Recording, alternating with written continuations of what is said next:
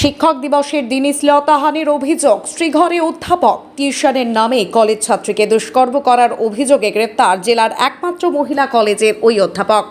পুরুলিয়ার নিস্তারিণী মহিলা মহাবিদ্যালয়ের ভূগোল বিভাগের অধ্যাপক বিকাশ দত্ত নিজের বাড়িতে টিউশন পড়ানোর সময় প্রথম বর্ষের এক ছাত্রীকে নির্যাতন করে বলে অভিযোগ। নির্যাতিত তার পরিবারের অভিযোগের ভিত্তিতে পুরুলিয়া মহিলা থানার পুলিশ গতকাল বুধবার রাতেই তাকে গ্রেপ্তার করে। ধৃতকে নিয়ে আসা হয় সদর থানায়। আজ তাকে তোলা হবে আদালতে।